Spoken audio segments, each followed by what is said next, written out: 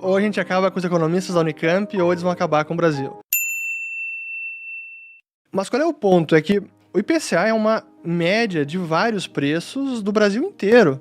O seu índice de inflação do seu padrão de consumo é outro, assim como é de outra pessoa, e certamente aqueles que são assalariados e que consomem muito mais do seu dinheiro com alimentação e com transporte, o poder de compra dele, o índice de inflação deles está muito maior do que isso.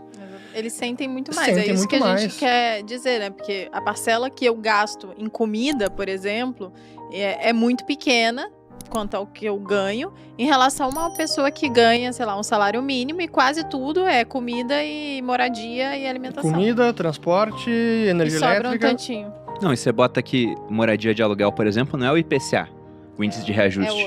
É o IGPM que tá batendo em 30%. Então imagina, de um ano pro outro o seu aluguel aumentou em 30%.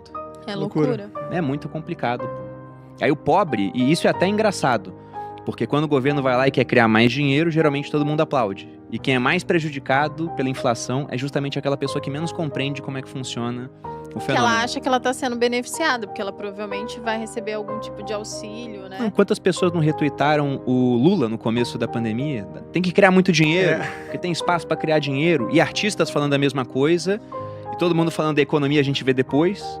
Aí quando chega depois o pessoal fala, por que o arroz está 50% mais caro?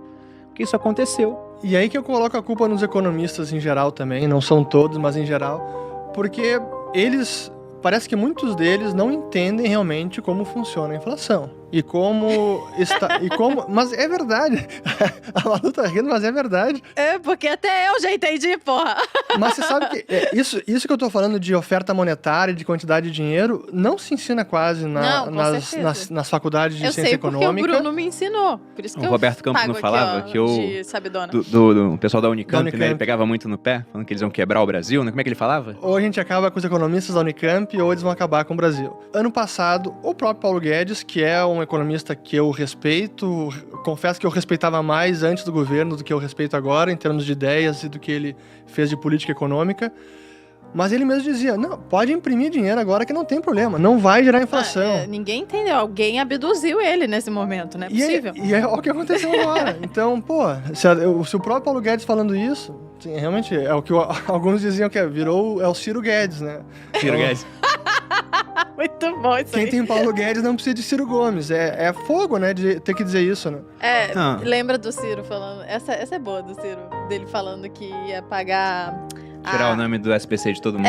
Usando banco público pra isso, né? Ele imprimir dinheiro? O que ele ia fazer? Não, ele ia não pegar... entendeu. Na época... Não sei se era toda a proposta dele, mas tem uma hora que ele expôs um raciocínio de, olha, a gente tem o Banco do Brasil, tem a Caixa Econômica, a maior parte das dívidas é de R$1.000 e pouquinhos, você faz um programa de crédito, a juros baixos, o pessoal pega dinheiro emprestado nesses bancos, paga a dívida e fica devendo para os bancos.